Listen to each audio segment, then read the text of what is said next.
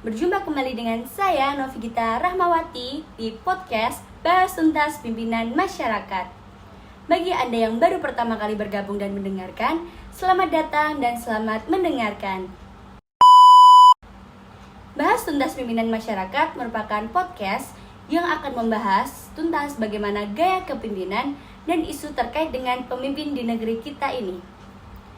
Pada episode kali ini, kita akan membahas mengenai rekam jejak salah satu calon wakil presiden Indonesia yang mendaftarkan diri, yakni Gibran Rakabuming Raka, atau yang biasa kita sapa dengan Mas Gibran. Sebelum masuk ke pembahasan langsung, sebenarnya apa sih gaya kepemimpinan itu?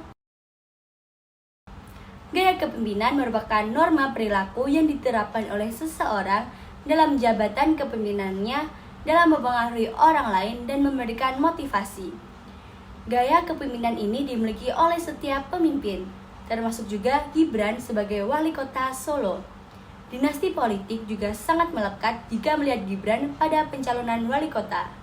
Nah, menurut teman-teman, apakah juga memandang hal yang sama jika melihat Gibran?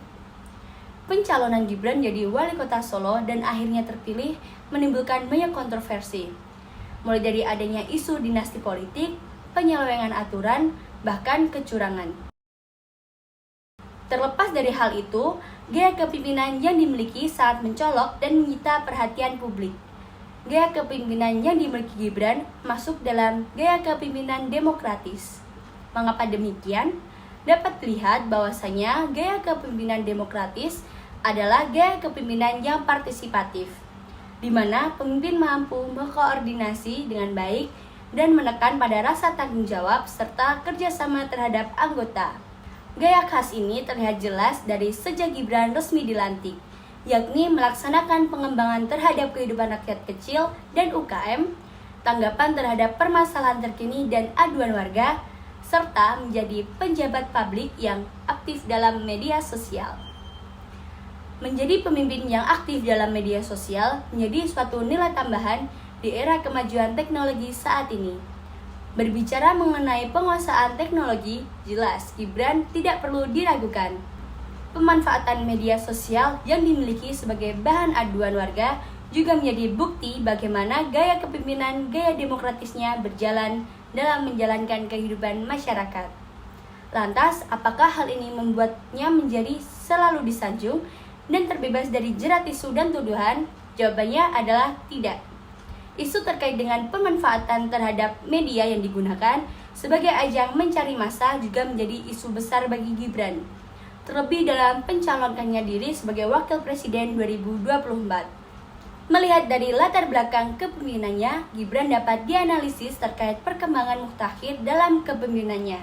Etika, moral, dan kebijakan dalam berperilaku jelas menggambarkan unggah-ungguh yang baik terhadap masyarakat. Kerja keras dalam pengembangan kepemimpinannya agar menjadi lebih baik juga menjadi sorotan. Satu hal yang dapat dilihat sebagai perkembangannya adalah mendengarkan adanya keluhan warga dan masyarakat. Posisi Gibran sebagai wali kota dan calon wakil presiden 2024 tidak menjadikannya angkuh, melainkan tetap peduli terhadap rakyat kecil serta mengupayakan kemajuan dan keberlanjutan. Gimana? Sudah paham kan terkait apa yang dimaksud dengan gaya kepemimpinan dan bentuk mutakhir kepemimpinan? Jangan lupa untuk tetap terus memantau para pemimpin kita dalam menjalankan kewajiban kepada kita rakyat Indonesia.